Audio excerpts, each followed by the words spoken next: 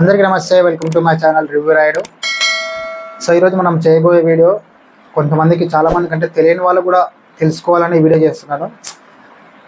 ఎందుకంటే రీసెంట్గా మన BJP government, Modi government CAA అని ఒక యాక్ట్ని అమల్లోకి తీసుకొచ్చింది. సో వాట్ ఈజ్ సిఏఏ, ఎందుకు ముస్లిమ్స్ దానికి అగెనెస్ట్గా ఉన్నారు అనేది మనం క్లియర్గా వీడియోలో తెలుసుకుందాం. ఎందుకంటే చాలామందికి ఒక 70% మందికి ఎవరికి తెలియదు.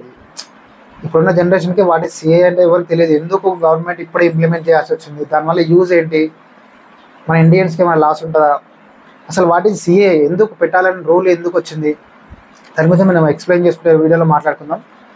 సో వీడియోలోకి వెళ్తే వాట్ ఈజ్ సిఏఏ. సిఏఏ అంటే ఒక ఫుల్ ఫామ్ వచ్చేసి సిటిజన్షిప్ అమెండ్మెంట్ యాక్ట్. దీని తెలుగులో పౌరసత్వ సవరణ బిల్లు కూడా అంటారు. సో ఇది యాక్చువల్గా 2016లో మన పార్లమెంట్ ప్రవేశపెట్టడం జరిగింది, 2016 జూలైలో. సో అప్పుడు ఆబ్వియస్గా మనకు బీజేపీ గవర్నమెంట్ మంచి మెజార్టీతో భారీగా ఆధిక్యంతో మన గవర్నమెంట్లో ఉంది, కావాల్సిన ఎంపీ సీట్లు ఉన్నాయి కాబట్టి ఈజీగా లోక్సభలో బిల్ అనేది ఆమోదం పొందింది. బట్ ఈశాన్య రాష్ట్రాలైన ఒడిస్సా, కొన్ని అస్సాం ఇలాంటి స్టేట్స్లో ఈ బిల్లుకు వ్యతిరేకంగా కొన్ని ఉద్యమాలు జరిగినాయి. అంటే వాళ్ళకు ఈ బిల్లుపై కొన్ని అనుమానాలు, కొన్ని డౌట్స్ ఉన్నాయి. సో వాటిని తీర్చాలని చెప్పి గవర్నమెంట్కి ఆపోజిట్గా కొన్ని ఉద్యమాలు జరిగినాయి. సో ఆ ఉద్యమాలు జరగడం వల్ల లోక్సభలో ఆమోదం పొందినా సరే రాజ్యసభలో ఈ బిల్లు అయిపోయింది. కానీ అట్లీస్ట్కి 2019లో ఐ థింక్ 2019లో ఈ బిల్లు పార్లమెంట్లో ఉభయ సభలు అంటే లోక్సభ మరియు రాజ్యసభలో రెండిట్లో కూడా ఆమోదం పొందింది. సో ఈ బిల్లు యొక్క ఉద్దేశం ఏంటంటే చెప్పాలంటే ఈజీగా చెప్పాలంటే బంగ్లాదేశ్, ఆఫ్ఘనిస్తాన్ ఇలాంటి కొన్ని దేశాల్లో వివక్షకు గురవుతున్న, తర్వాత హింసకు గురవుతున్న హిందువులను కానీ, క్రైస్తవులు కానీ, జైనులు కానీ, సిక్కులు కానీ, పార్సీలను శరణార్థులుగా, అంటే అక్కడ వివక్షకు, అక్కడ హింసకు గురవుతున్న ఈ మతాలన్నింటి కూడా ఒకవేళ ఇండియాకు వలస వచ్చినట్టయితే మన దేశ పౌరసత్వం మన ప్రభుత్వం కల్పిస్తుంది. ఓన్లీ ఈ మతస్థుల వరకే. ఇక్కడ మీరు ఒకటి పాయింట్అవుట్ చేయాలంటే ఈ మతాలలో ముస్లిం మతం అనేది లేదు. సో ఇక్కడ వచ్చింది ముస్లిమ్స్ ఎందుకు దీన్ని అపోజ్ చేస్తున్నారు ఈ చట్టాన్ని అంటే, ముస్లిమ్స్ కాకుండా క్రైస్తవులు, జైనులు, తర్వాత హిందువులు, పార్సీలు, సిక్కులు ఇలాంటి మతాలందరూ కూడా సోకాల్డ్ కంట్రీస్లో, ఇప్పుడు పాకిస్తాన్లో కానీ, తర్వాత బంగ్లాదేశ్లో కానీ, ఆఫ్ఘనిస్తాన్లో కానీ, ఈ దేశంలో వివక్ష గురవుతున్న హిందువులందరినీ కానీ, జైనులు కానీ, క్రిస్టియన్ వీళ్ళందరికీ వివక్ష గురవుతారు. వాళ్ళు ఒకవేళ మన భారతదేశంలో సేఫ్టీ ఉందని వలసదారులుగా ఇక్కడ వచ్చారు అనుకోండి, అప్పుడు ఏం చేస్తుంటే మన ఇప్పుడు ప్రవేశపెట్టిన చట్టం వాళ్ళకి ఇండియన్ పౌరుడిగా, అంటే భారత పౌరుడిగా ఒక పౌరసత్వం ఇస్తుంది. ఇప్పటివరకు ఇంతకుముందు వరకు ఏంటంటే చాలామంది ఇలా వలసలు వస్తున్నారు కానీ వాళ్ళకి ఎలాంటి ఆధార్ కార్డ్స్ ఉండవు, ఎలాంటి పాస్పోర్ట్స్ ఉండవు. వస్తున్నారు, జస్ట్ వలస వస్తున్నారు, మన దేశంలో బతుకుతారు అంతే. కానీ ఇప్పుడు మన గవర్నమెంట్ ఏం చేసిందంటే ఎవరెవరు శరణార్థులు వస్తున్నారు, వాళ్ళ అనుమానితుల, తర్వాత మన దేశ పౌరుల, ఏ దేశ పౌరులు తెలియకుండా అలాగే జీవిస్తున్నారు. సో ఇలా కాకుండా వాళ్ళకు కూడా ఒక పౌరసత్వం ఇవ్వాలనే ఉద్దేశంతో వివక్షకు గురైతున్న హిందువులు కావచ్చు, సో ఇవన్నీ మతాలు కావచ్చు, వాళ్ళకి పౌరసత్వం ఇవ్వాలని చట్టం యొక్క ఉద్దేశం. ఇక్కడ సమస్య వచ్చింది ఏంటంటే, మరి అందరికి ఇస్తున్నట్టు దీంట్లో ముస్లిం అనే మతాన్ని ఎందుకు చేర్చలేదు గవర్నమెంట్, ఎందుకు బీజేపీ అంటే ముస్లిమ్స్కి అందుకే అంత వ్యతిరేకమా అని చాలామంది కొంచెం సోకాల్డ్ విమర్శకులు కానీ, రాజకీయ పార్టీలు కానీ చాలామంది ఇట్లా విమర్శిస్తున్నారు ప్రభుత్వాన్ని. అయితే ఇక్కడ మ్యాటర్ ఏంటంటే, నేను చెప్పిన పాకిస్తాన్, బంగ్లాదేశ్, ఆఫ్ఘనిస్తాన్ ఈ 3 దేశాలు మీరు అబ్జర్వ్ చేయండి. ఈ 3 దేశాల్లో కూడా మెజార్టీ ప్రజలందరూ కూడా ముస్లిమ్సే. సో అక్కడ వివక్షకు గురయ్యే కానీ, హింసకు గురయ్యే అవకాశం మాత్రం ముస్లింలకు లేదు. ఇప్పుడు వాళ్ళ దేశాలు కాబట్టి వాళ్ళు వివక్షకు గురవుతారని ఎవరు అనుకోరు. సో మన ప్రభుత్వం కూడా వాళ్ళ ఇచ్చిన వివరణ కూడా అలాగే ఉంది. సో పాకిస్తాన్, బంగ్లాదేశ్, ఆఫ్ఘనిస్తాన్ దేశాల్లో ముస్లింలు వివక్షకు గురయ్యే అవకాశం లేదు కాబట్టి వాళ్ళకి పౌరసత్వం ఇవ్వదలుచుకోలేదు. ఎందుకంటే వాళ్ళు వలస వచ్చే ఛాన్స్ చాలా తక్కువ, వాళ్ళ కంట్రీస్ అవే కాబట్టి అక్కడనే వాళ్ళు సేఫ్టీ ఉంటారు, వాళ్ళు అక్కడనే ఉంటున్నారు. వీళ్ళు ఏంటంటే మనం హిందువులు కానీ, పాకిస్తాన్లో హిందువులకు వివక్ష కానీ, వీళ్ళందరూ మన భారతదేశం సేఫ్టీ అనుకున్న టైంలో ఇక్కడ వచ్చిన వాళ్ళకి పౌరసత్వం లభిస్తుంది. సో దీని మీద చాలా రకాలుగా ఉద్యమాలు జరిగినాయి. ఏమంటారు, ప్రతిపక్ష పార్టీలు కూడా సుప్రీంకోర్టుకి వెళ్ళినాయి, చాలా రకాలుగా దీన్ని ఆపే ప్రయత్నం చేసిండ్రు. కానీ కరెక్ట్ ఇప్పుడు బీజేపీ, ఎందుకంటే దీనిలో ఇంకో విషయం చెప్పాలి ఏంటంటే, ఇది ఓన్లీ ఈ యాక్ట్ అనేది సెంట్రల్ పరిధిలో ఉంటుంది. సెంట్రల్ అంటే మన కేంద్ర ప్రభుత్వం పరిధిలోనే ఉంటుంది. సో ఈ యాక్ట్ అనేది సెంట్రల్ పరిధిలో ఉంటుంది కాబట్టి దీనికి ఎవరెవరు అర్హులు అంటే ఎప్పటి వరకు మన దేశం లోపలికి వచ్చిన వారై ఉండాలి. సో December 31, 2014 అంటే December 31, 2014 దానికి ముందే మన దేశంలోకి వలస వచ్చిన వారై ఉండాలి. వాళ్ళకి మాత్రమే ఈ యాక్ట్ అనేది వర్తిస్తుంది. దాని తర్వాత వచ్చే వాళ్ళకి వర్తించదు. 2014 డిసెంబర్ 31 లోపల వచ్చి ఉండే వాళ్ళకి యాక్ట్ వర్తిస్తుంది. సో మళ్ళీ దీనికి అర్హులు ఎవరు, దీన్ని ఎలా అప్లై చేసుకోవాలని, సో అక్కడ నుంచి వచ్చే శరణార్థులు కానీ వలసదారులు కానీ వాళ్ళకి ఎలాంటి పాస్పోర్ట్ కానీ సంబంధిత ధ్రువపత్రాలు కానీ ఎలాంటి ఆధారాలు లేకుండా సరే దీని కొరకు అప్లై చేసుకోవచ్చు. వాళ్ళందరూ కూడా భారత పౌరసత్వం లభిస్తుంది. మనకి సెంట్రల్ గవర్నమెంట్ ఇది వాళ్ళకు ఇస్తుంది మన పౌరసత్వం. 2019లో ఈ బిల్లు పార్లమెంట్లో పాస్ అయినప్పుడు అస్సాం అనే స్టేట్లో పెద్ద ఎత్తున ఉద్యమాలు జరిగినాయి.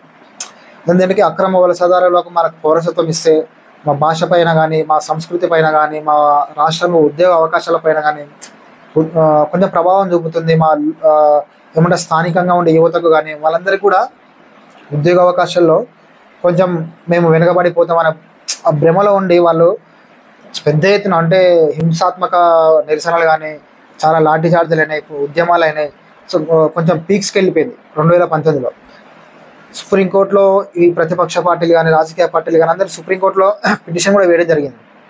సో చాలా రకాలుగా ఈ యాక్ట్ని ఆపడానికి చాలా ప్రయత్నించారు. అప్పట్లో ఆపారు, కానీ ఎట్టకేలకు మన కేంద్ర ప్రభుత్వం రీసెంట్గానే ఈ యాక్ట్ని అమల్లోకి తీసుకొచ్చింది.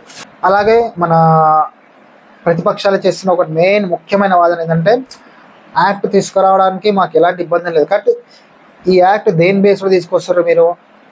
హిందువులు, క్రైస్తవులు, జైనులు, బౌద్ధులు, పార్సీ ఇట్లా మతాల ప్రాతిపదికన ఈ యాక్ట్ని అమలు చేయడం సరికాదు అందరికీ. ఎందుకంటే వాళ్ళ ఉద్దేశం ఏంటంటే ఇక్కడ ముస్లిమ్స్ కూడా ఇవ్వాలి యాక్ట్ అన్న వాళ్ళ ఉద్దేశం. మతాల ప్రాతిపదికన కాకుండా వేరే దేశాల నుంచి ఎవరు వచ్చినా సరే ఏ మతం వాళ్ళు వచ్చినా ఈ యాక్ట్ని అమలు చేయాలని వాళ్ళ ఉద్దేశం. అది రాజకీయ పార్టీలో ఒక మెయిన్ వాదన, అంటే వాళ్ళ ఒక విమర్శ. ఎందుకు మతాల ప్రాతిపదికన బీజేపీ అంటేనే ఇట్లా మతాల ప్రాతిపదికన పాలిస్తుందా అనే ఒక ప్రజలపైన వాళ్ళు రుద్దుతున్నారు. అది కాకపోతే వాళ్ళు ఇచ్చిన బీజేపీ వాళ్ళు ఇచ్చిన వివరణ కూడా గవర్నమెంట్ ఇచ్చిన వివరణ మనకు కన్విన్స్ అయినా ఉంది. ఎందుకంటే పాకిస్తాన్, బంగ్లాదేశ్, ఆఫ్ఘనిస్తాన్లో ముస్లింలు వివక్షకు అయ్యే ఛాన్స్ లేదు. మనకు కూడా తెలుసు వాళ్ళ కంట్రీస్లో వాళ్ళు వివక్షకు ఎందుకు గురవుతారు కారు కాబట్టి అక్కడ నుంచి వచ్చే ముస్లిమ్స్ ఇక్కడ తక్కువ కాబట్టి వాళ్ళకి ఇవ్వదలుచుకోలేదు గవర్నమెంట్. అయితే మనం ఇప్పుడు చెప్పుకోబోయే పాయింట్ మాత్రం చాలా ఇంపార్టెంట్. ఎందుకంటే ఈ యాక్ట్ అనేది సెంట్రల్ పరిధిలో ఉంది. ఎందుకంటే ఈ యాక్ట్ ద్వారా భారతీయులకు ఎలాంటి ఎఫెక్ట్స్, ఎలాంటి ప్రభావం ఉండదు. భారత పౌరులకు పొందాల్సిన హక్కులు అలాగే ఉంటాయి, ఎలాంటి భంగం కలగదు మా హక్కులకు. కాకపోతే ఇక్కడ నేను చెప్పే పాయింట్ ఏంటంటే ఈ సెంట్రల్ పరిధిలో ఉన్న యాక్ట్ కాబట్టి దీని ఆమోదం అంటే రాష్ట్రాల్లో అమలు చేయడానికి రాష్ట్రాల ఆమోదం అవసరం లేదు. ఎందుకంటే టోటల్ సెంట్రల్ చేతిలో ఉంటుంది యాక్ట్. సో కొన్ని రాష్ట్రాలు ఏంటంటే మనకు కొన్ని రాష్ట్రాలు ఉన్నాయి, తమిళనాడు కానీ, మధ్యప్రదేశ్ కానీ, కర్ణాటక కానీ, ఈ రాష్ట్రాలన్నిటి కూడా దీన్ని వ్యతిరేకిస్తున్నాయి. మా రాష్ట్రంలో ఈ యాక్ట్ని అమలు చేయం అని కరాఖండ్గా తేల్చేస్తున్నాయి. సో అలాంటప్పుడు ఏం చేస్తుందంటే మన కేంద్ర ప్రభుత్వం సుప్రీంకోర్టు కూడా వెళ్ళొచ్చు. సో ఇంకా మీకు వివరంగా చెప్పాలంటే రాజ్యాంగంలోని ఆర్టికల్ 368(2) ప్రకారం ఈ యాక్ట్ని అమలు చేయడానికి ఏ రాష్ట్రం అనుమతి కూడా అవసరం ఉండదు. సో అవన్నీ చూసుకొని మా సెంట్రల్ గవర్నమెంట్ యాక్ట్ని అమలులోకి తీసుకురావడం జరిగింది. సో కొన్ని స్టేట్స్ దీన్ని ఇంప్లిమెంట్ చేయలేని పక్షంలో మన సెంట్రల్ గవర్నమెంట్ సుప్రీంకోర్టుకి వెళ్ళొచ్చు. అప్పుడు కూడా అయినా సరే ఆ కోర్టు ఆదేశాలను లెక్క చేయకుండా మేము ఇంకా యాక్ట్ని అమలు చేయం, మేము కోర్టును ఆదేశాలను కూడా ధిక్కరిస్తాం, మేము పట్టించుకోమన్న సమయంలో రాష్ట్రాలు రాజ్యాంగంలోని ఏమంటారు ఆదేశం అమలు చేయడంలో విఫలమైనందున కేంద్ర ప్రభుత్వం ఏ రాష్ట్రాలు అయితే దీన్ని తిరస్కరించబడుతున్నాయో, రిజెక్ట్ చేస్తున్నాయో ఆ రాష్ట్రాల్లో రాష్ట్రపతి పాలన విధించే అవకాశం కూడా ఉంటుంది. అది కంప్లీట్లీ సెంట్రల్ చేతిలో ఉంటుంది. సో సచ్చినట్లు ఈ రాష్ట్రాలు ఏవైతే వ్యతిరేకిస్తున్నాయో ఖచ్చితంగా యాక్ట్ని అమలు చేయాల్సిందే. అమలు చేయకపోయినా సుప్రీంకోర్టుకైనా వాళ్ళకే చుక్కు ఎదురైతే అవుతుంది. దాని తర్వాత అప్పుడు కూడా చేయకపోతే మరి ఇంకా ఘోరమైన పరిస్థితి, రాష్ట్రపతి పాలన విధించాల్సి వస్తుంటుంది. వాళ్ళ చేతిలో ఎలాంటి పవర్స్ ఉండదు. రాష్ట్రపతి పాలన విధిస్తే టోటల్ రాష్ట్రపతి చేతుల్లో ఉంటుంది. సో ఇందుకే మన దేశంలో ఈ యాక్ట్ గురించి ముస్లిమ్స్ గొడవ చేయడం జరుగుతుంది. మమ్మల్ని కూడా ఈ యాక్ట్లో చేర్చండి అని వాళ్ళు వాదన వినిపిస్తున్నారు. కానీ ఇక్కడ నుంచి గవర్నమెంట్ నుంచి చెప్పే పాయింట్స్ కూడా కరెక్ట్ ఉన్నాయి. సో ఇలా జరిగిన ఉద్యమాల్లో చివరికి మనకు మొన్న జరిగిన మీటింగ్లో సెంట్రల్ గవర్నమెంట్ యాక్ట్ని అమలు చేయడం జరిగింది. సో ఈ వీడియో చేయడం ఉద్దేశం అంటే చాలామందికి ఈ జనరేషన్ యువతకు కూడా దీని గురించి తెలియదు. చాలామంది నన్ను అడిగారు దీని గురించి వీడియో చేయండి అంటే, వాట్ ఈజ్ సిఏ అంటే ఏంది, దానివల్ల మనకు వచ్చే లాభాలు ఏంటి, తర్వాత నష్టాలు ఏంటి, ఎందుకు వీళ్ళందరూ ఉద్యమిస్తున్నారు అని. సో వీడియో అయితే ఇది. మీకు నచ్చింది అనుకుంటున్నా. ఇలాంటి ఇన్ఫర్మేషన్స్ వీడియోస్ అందరినీ చాలామంది తెలియని వాళ్ళు ఉంటారు. మీ గ్రూప్స్లో కానీ, మీ కాలేజ్ గ్రూప్స్లో కానీ, మీ స్కూల్ గ్రూప్స్లో, మీ డిగ్రీ గ్రూప్స్లో కానీ వీటన్నీ షేర్ చేయండి. తెలియని వాళ్ళు తెలుసుకుంటారు. ఖచ్చితంగా ఇలాంటి క్వశ్చన్స్ మనం బయట ఎవరైనా చెప్పగలిగి ఉండాలి. మినిమం నాలెడ్జ్ అని ఉండాలి. ఎందుకంటే దేశంలో ఉన్న అతిపెద్ద చట్టాలు ఇది ఒక పెద్ద చట్టం కాబట్టి ప్రతి ఒక్కరు కూడా ఒక 30%, 50% నాలెడ్జ్ అని ఉండాలి. యాక్ట్లు తెచ్చేబట్టు తర్వాత నెక్స్ట్ మన ఎన్ఆర్సీ కూడా ఇంకో యాక్ట్ రాబోతుంది. మన బీజేపీ గవర్నమెంట్ ఇంకోటి కూడా తీసుకురాబోతుంది. దాని గురించి మనం వీడియో చేస్తాం. సో ఇలాంటి ఇన్ఫర్మేషన్ వీడియోస్ మీకు ఇంకా చాలా చేయబోతున్నాం. మీకు అందరికీ వీడియో నచ్చినట్లయితే లైక్ కొట్టండి, షేర్ చేయండి, సబ్స్క్రైబ్ చేయండి. ఈ వీడియోకి అయితే నేను ఒక 200 lakhs ఎక్స్పెక్ట్ చేస్తున్నా. ప్లీజ్ మీరందరూ లైక్ చేశారని కోరుకుంటున్నా.